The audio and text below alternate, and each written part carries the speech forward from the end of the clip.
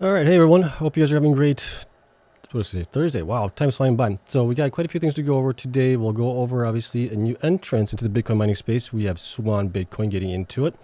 And we'll also take a look at Cleanspark. They're providing that they're going to be releasing their results for Q1, which is actually our Q4, in February 8th. So we'll take a look at that. We'll also take a look at some maybe estimates based on what I have for them right now. And then we'll take a look at also the Bitfury and then Cipher saga going on right now with the amount of shares that are going to be distributed out. We have some corrections there and some updates for that, so we'll get into that as well probably first, and then we'll get into the Q&A. So as always, you guys know this is not financial advice for entertainment only. Please do your own research and invested in the following coins and companies for full disclosure. If you enjoy this type of content, hit the like button, subscribe, helps me out tremendously. And first, we'll go take a look at what's going on with Bitcoin here. Bitcoin, the miners had a pretty good day. So if we get into that, you can see here on the chart that Bitcoin is actually looking not too bad right now, at least. RSI is down right around the middle range a little bit. Price is kind of bouncing off of the 100-day moving average right now. So we'll see how this goes forward. But obviously it was down a little bit today. Not too much. Was down just 0.34% on the day. Closed at 39,941. So that was pretty good, right? We didn't fall further below the 38,000 mark. We might have bounced off of this. We had a close wick here. We obviously filled the CME futures gap a couple of days ago, so that was good. And then maybe we'll start trending upwards, but we'll see. We still have a little ways to go before the halving event, and usually Bitcoin pumps after the halving event. So we'll see, right? Right now, we'll just keep an eye on it, see what goes on there. As far as the miners here are concerned, you can see that majority of the miners were up today. Some were actually up quite nicely today. We had any that was actually down today, 1%. Argo was up 1%. BitDigital was up 3.64%. BitDeer up 5.7%. Bitfarms up 2.4%. Cipher up 3.2%. Cleanspark up 4.5%. CORZ was actually down a little bit here. We have a new chart for them because it changed over to the NASDAQ, so that's why it's kind of looking weird. But they were down 6.6% on the day. Digihost was up 0.7%. DMG 0.5%. Hive up 3.3%. Hut 8.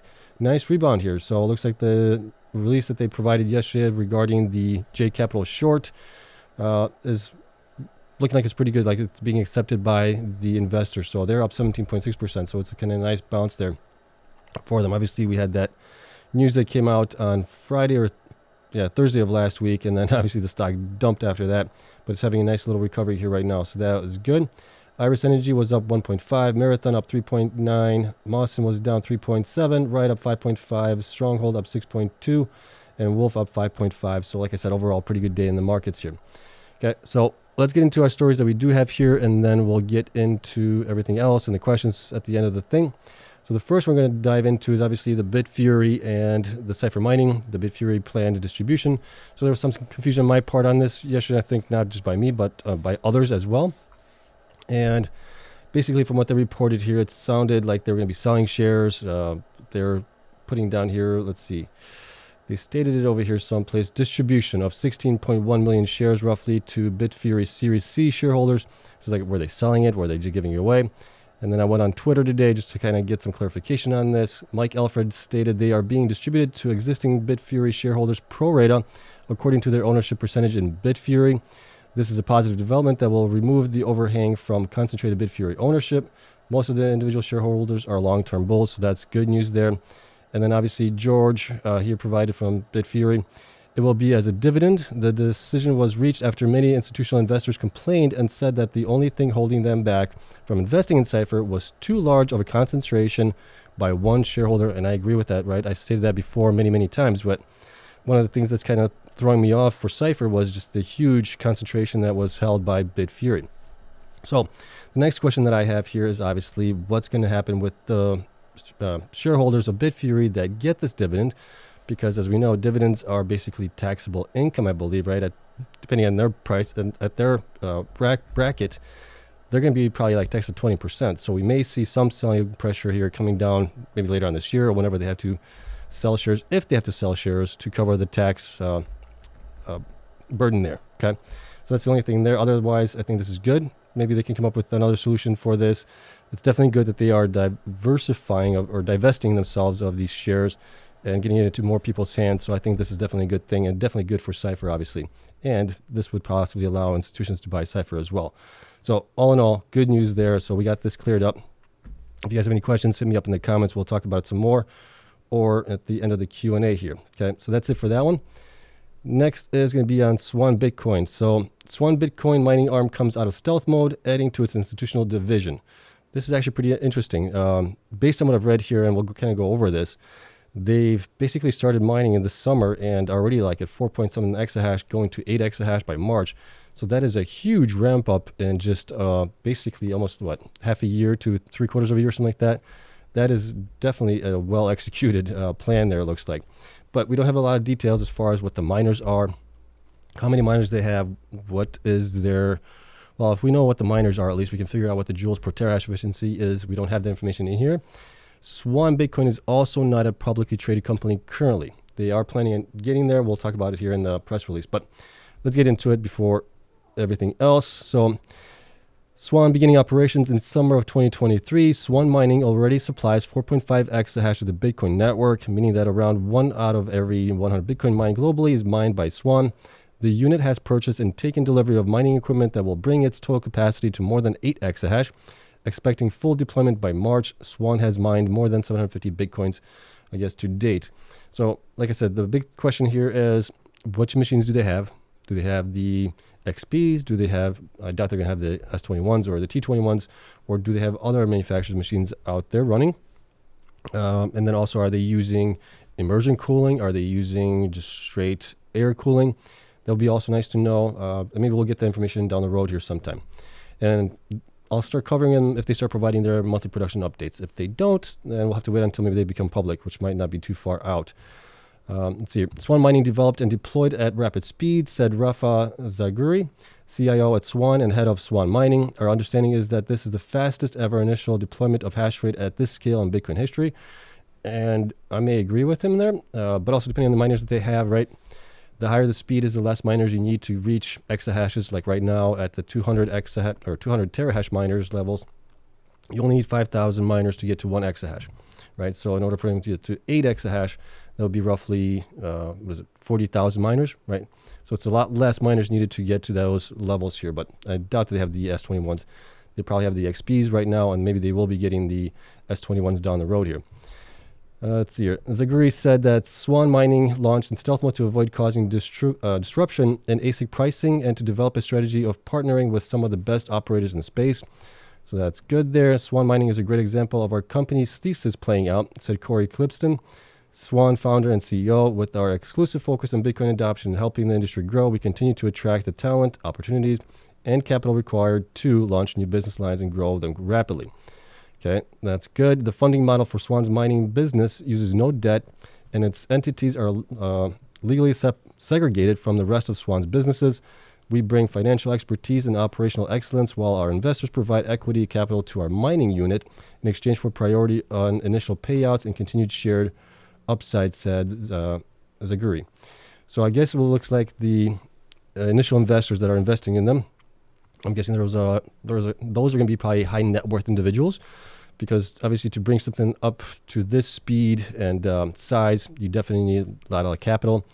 So they're being rewarded, looks like maybe on the Bitcoins that's being mined right now, or I don't know how exactly they're doing that out, but we'll figure that out later on, obviously, when we have more information on it. But that's kind of what it looks like based on this. And going down here, the new mining unit is also playing a crucial role in the growth of Swan Institutional, which has already created several major strategic partnerships with major industry players on the back of the company's new mining activity. Swan's institutional unit supports capital raises and helps restructure balance sheets, unlocking significant operational and financial upside for partners. So they're already a major player here in the industry, it looks like. Now they just got into the Bitcoin mining side of things as well, which is very interesting here. Okay, and then Swan expanded dramatically over the past year, doubling team size and growing revenue to more than 125 million annualized. The company intends to raise its Series C financing in the coming months, with uses of capital equally split between financial services, mining, and acquisitions. Clipston said the company is actively working to achieve a public listing within the next 12 months. So that would be, well, within the next 12 months or within the next year, which would be right around the time of possibly close to getting peak bull run here in Bitcoin, which kind of would be a good time to do it, I think. Let's see here. Swan is a leading Bitcoin financial services company. The user-friendly Swan app simplifies Bitcoin purchases with instant and recurring buys, while Swan IRA provides a tax-advantaged solution for saving Bitcoin in retirement accounts. And if you guys haven't heard of Swan before, they're definitely really good. I've checked into their app before, and it looks really good. There's obviously have other services here for businesses, white glove services, things like that. You guys can read all that, but that is beyond what we discussed here. So if we look at Swan's website here, they basically have an app where you can right now invest daily, weekly, monthly, however you want to do it, recurring. And then the nice thing about this is if you have a hardware wallet, they will actually automatically send that at whatever set intervals that you want to set it at 0.1 Bitcoin that you accumulate or something like that. They'll send it automatically to your hardware wallet, which is, excuse me, I think a great way to do it. That way you're not keeping your coins on any kind of service. So, or you can do it automatically, buy here and send it over to your regular one. So this is kind of with them. You guys can take a look at it. It's swanbitcoin.com. We'll definitely be keeping an eye on this one going forward to see if they provide monthly production updates and things like that. Okay. Next, let's take a look at Cleanspark here. So Cleanspark just provided today that their executives to discuss fiscal first quarter 2024 financial results via webcast. That is right now planned for 4:30 p.m. Eastern Time on Thursday, the February 8th. And then obviously the results will be released after close of regular trading on February 8th as well. So when I heard this, that kind of got me thinking, it's like, could they actually squeak out a profitable period or quarter for the quarter ending in December, which is their Q1 for us, is for a lot of the companies, it's Q4. So I wanted to just take a look at the numbers here that we have for them. We'll go through them relatively quickly. We won't waste a lot of time. And there's some assumptions in there. We'll go over it and see if they could possibly squeak out minor earnings per share positive target. Okay, so let's go over here. So Cleanspark right now has about 184 million shares outstanding, market cap at 1.3 billion, right? You guys know all those details. We've tracked them, or I've tracked them over the last 2 years plus possibly. And then you can see here that by tracking them, my quarterly estimates and then their actual numbers are pretty close to what they report. So I'm pretty confident that they will get to about 73.7 million, roughly right around there in revenue. The hard part is trying to figure out what is going to be their cost here. So what I did here, and this is based on some information from Q4 and some information from Q3 for them. Because in Q4, they put a bunch of stuff in there that was obviously, they wanted to put it on the end of the year books. They had a bunch of, I believe, bonuses in there, expenses added into their depreciation. We'll take a look at it here so you guys can see it here. So Q4 quarter, you can see here payroll expenses was at 15.7 million compared to 10 million, where the prior quarters was around 10 million, right? 9.8, 9.7, 10.4. So that's kind of where I'm expecting that to be more or less. This fourth quarter looks like they just added a bunch of bonuses. What else do we have here? General administrative expenses, 7.7 million here in Q4. And then we had, it was obviously going up as they were getting more machines and things like that, and maybe more staff. So those have been going up. And then let me see here. What else do we have here? Depreciation, right? Depreciation of 58 million just in Q4 alone, whereas prior to that we had about 20 million or something like that for the last 3 quarters prior to that. So that's kind of what I'm going to be going by here. I think this is an anomaly mainly. Well, we'll see, obviously, but I'm going by these numbers because those look like they're more in line than this huge anomaly here, which is double what they have reported in the past. Other things that look to consider here was something else over here. Where was it? There was something else that I saw that was kind of off, but I think that was the main one was obviously the depreciation in here. Okay, let's see here. Cost of revenue, depreciation, amortization, and then obviously they put in a bunch of stuff in here into it. So we're also using the network hash rate that they had at the time for Q4, I believe.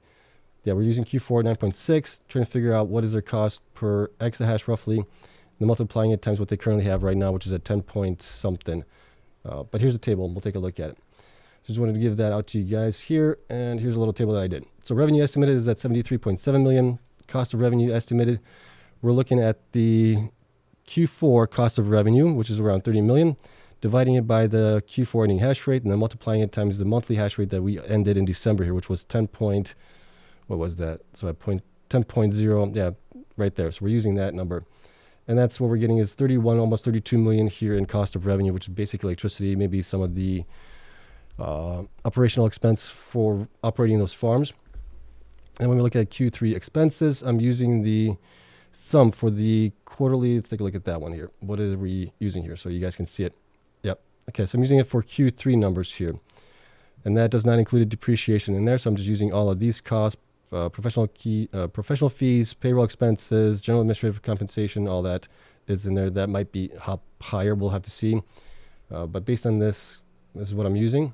So you guys can see that. And then Q3 depreciation, we're using that as well. So now we're looking at net profit without depreciation, which is taking into account all of these, is at 23.2 million, and then net profit without or with depreciation, we're looking at 1.3 million, right? So that's a big change from having depreciation in there and taking it out as well.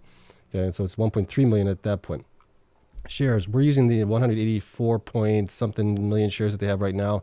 I just rounded it to 185 for ease of use, right? But I'm guessing there's going to be some dilution there. I don't know exactly how much. That will obviously have an impact on their earnings per share. So if we look at the all-in EPS, which includes obviously depreciation, we're looking at maybe less than a penny potentially of earnings per share price here on the 185 million shares. If they have around 200 million shares, we're looking at 0.0068 cents per share revenue on that one. Now, if we look at without depreciation, we're looking at 13 cents to 12 cents on it. But like I said, it all depends on that one. And it also depends on some other costs here that I didn't mention on it. Looking down here, we can see revenues. There we go, revenues. Other costs. So if we look at other costs in here for Q3, where was it? There it is. So operating expenses, other income. So looking at these charts here, we can see that they had basically total other income expense added in here for Q3. I mean, if you look at the 4 quarters here, it's basically a net zero. So it's like negative 260,000 for the 4 of them, the sum of them. But we had some quarters where they were up 1.4 added into it. So that could obviously impact that revenue or EPS per share, along with some months they were actually negative 1.6 here. So that might be a contributing factor. So I'm guessing they're going to be somewhere between maybe a couple cents on the negative side to a couple cents on the positive side if things work out that way. But we'll obviously have to see. It just depends on what they put in for depreciation, operating costs, and things like that. And we'll get that updated when they do provide it. But this is kind of what I'm looking at. If they get close to being at least profitable on earnings per share, I think that would be a good sign. And then obviously we'll have to see how this current quarter goes for them to really see what's going on with them. So that is it for that one. Why don't we get into the Q&A here side of things, and then we'll go from there. So we got about 10 minutes for Q&A. If you guys could preface your questions with a question, and then whatever the question is, that would definitely help me find these. And let's see what we have here.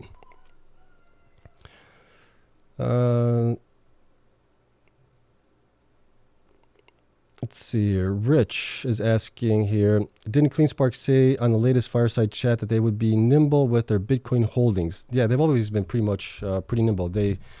I believe they sold in the bull run, they sold in the bear market, and they used that to grow. And then they're kind of holding a little bit now as we get into the halving cycle and getting into possibly higher prices in Bitcoin. Then they'll probably start selling again. So they've always been pretty nimble with that. Let's see here. Any other questions, you guys? Let's see. Okay. Hank asks, how would you consider Cipher now?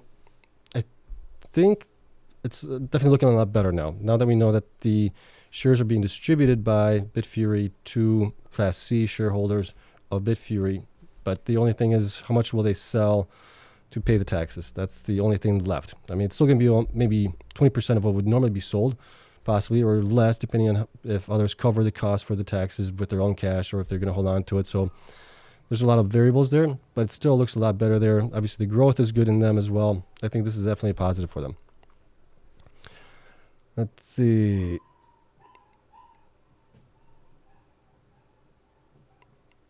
Okay, next question is, have you heard or read anything about the GBTC sellout? So you're talking about the Grayscale Bitcoin Trust. Yeah, we've discussed it before, where they have been selling their Bitcoins because they're being basically moved over to other ETFs potentially. And yes, that is basically putting pressure on Bitcoin. It's keeping it down basically from where I think it should be. But it might take still a couple more weeks before that's all said and done. But we'll have to see on that one.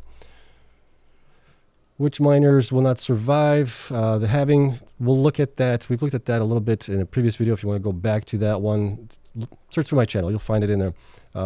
Basically, search for halving or something like that, and it should pop up in there. There's a couple miners that are questionable. One of them is Mawson, potentially. Stronghold, Argo, ones are kind of questionable as well in there.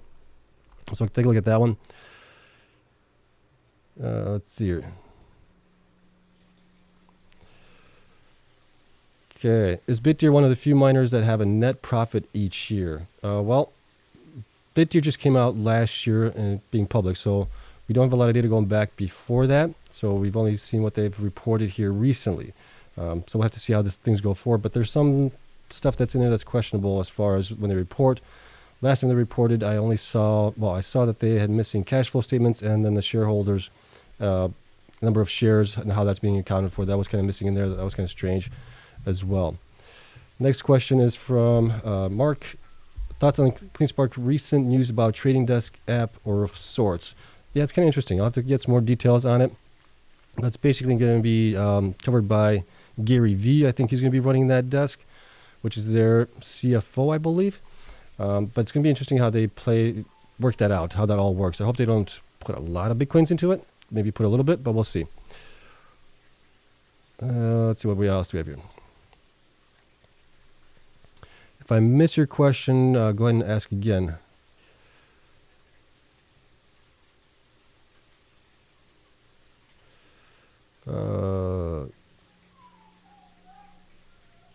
Trying to find a good question here.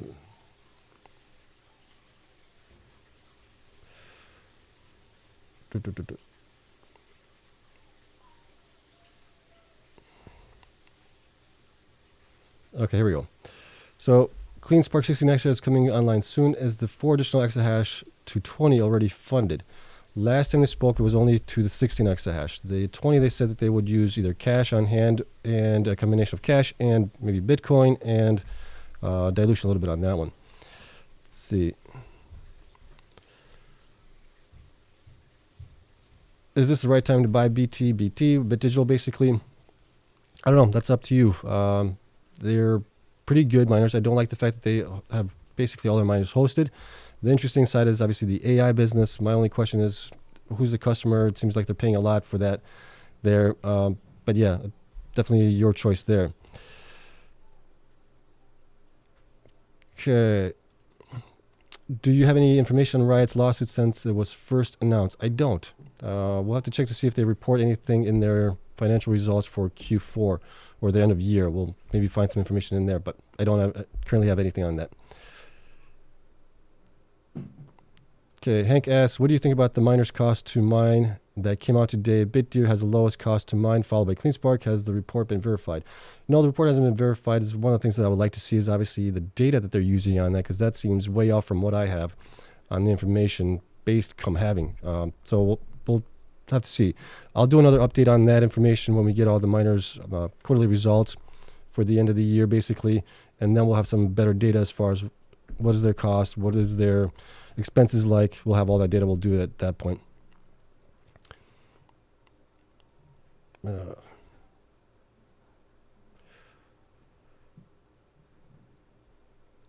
here's an interesting question.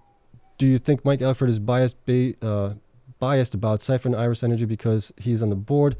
It seems like he was trying to pump his bags. Yesterday after the Cipher news, he instantly tweets he bought the dip. He might be biased. I mean, obviously he's on the board, so he's going to be obviously trying to shine a better light on them than what's going on here. We all have our biases potentially, so he might be a little bit biased, obviously, but he may say that he's not. I don't know. I don't know him well enough to know one way or another. But if you're a board member of some company, I would think you would have obviously a bias towards that company. You want them to do well. Okay. Which miner CEO do you like the most? Good question there. There's a couple of them. I think what Fred Thiel has done with Marathon has been, he's done some mistakes. He's done some great things too, but he's definitely grown the company in the right direction. I think now with them getting into also having assets for facilities, things like that, that's a good sign. Also like Zach from Cleanspark, and I forgot the guy's name from Bitfarms. They've been doing really good. Also the brothers from Iris Energy, the Roberts guys. Who else? Pretty much the guys that are pretty much growing well and doing the right things, having a good balance sheet. Those are the top ones that I think are doing pretty good. Let's see. Do I think the miners have bottomed? Good question. I don't know. It all depends where Bitcoin goes. But like I said before, last year or the last cycle, the miners actually were going down into that event. I would kind of expect the same thing to happen, but we don't have a lot of time left anyways. We are only 2.5 months away from that roughly, right? We got February, March, yeah, and then April. So not too much time. So even if they do go down a little bit, might not be too bad to buy or dollar cost average in. Obviously not financial advice. Okay, how do you feel about Cleanspark earnings? We just kind of went over that a little bit. I think they're going to be pretty close to being either slightly positive or just slightly under, maybe, depending on how much they put into expenses and depreciation as well. I think that might kind of drag things down a little bit, but we'll see. Do you think it's a good time to buy some CORZ? Do they have some issues to consider? I don't think they really have any issues now. They're out of bankruptcy for the most part, but they do have still debt that they need to pay for. That's going to be down the road, which is good. They are growing. They're working with Bitmain to get another 3 or 4 exahash installed, and they're going to be also hosting some of the Bitmain miners as well. So I think they can do fairly well going forward, but we'll have to see. They do have a lot of shares that they could be diluting. We just don't know. We'll have to wait and see how that all plays out. And would you consider buying Mara? Their share price seems to move well with BTC. Yeah, last cycle, Mara has done really well. I would expect the same thing to happen this time around. Marathon, if I had the cash, I would probably buy it. I don't have the cash to put in a large, sizable position in order to make it worthwhile for me.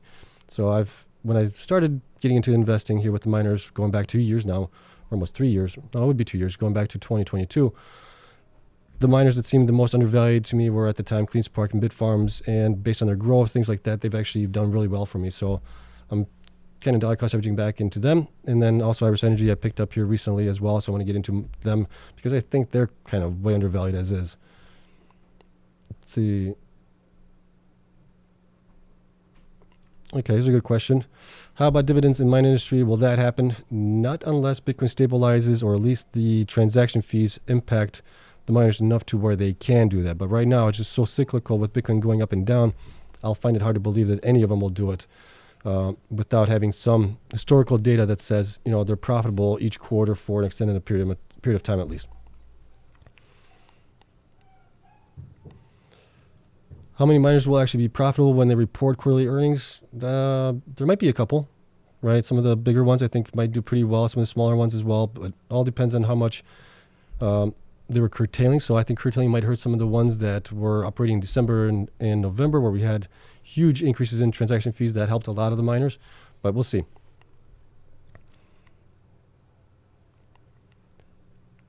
Nope, we did not talk about it. It's something I'll have to take a look at. So did we talk about Mara or BlackRock buying more Marathon shares? No, I'll take a look at it and see what happens tomorrow.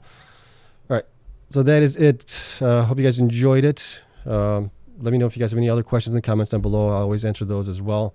And then we'll see what happens tomorrow. Tomorrow's Friday. We'll see how Bitcoin does. Everything else being equal, it should be a pretty good day. Hopefully it'll be another green day for the miners and Bitcoin itself. All right, so thank you so much. If you enjoyed it, hit the like button, subscribe, helps me out tremendously. Also, the spreadsheets are available to my Patreon members. Those are, I think they're still $8 a month for there. If you do the yearly, it's 10% off, and then you get access to the Discord channel as well. So that's my little sales pitch there. If you guys want to get access to all this stuff, you have access to it right there. All right, so that is it. We'll call it a day. Thank you so much. Again, have a great night. I'll see you guys in the next one.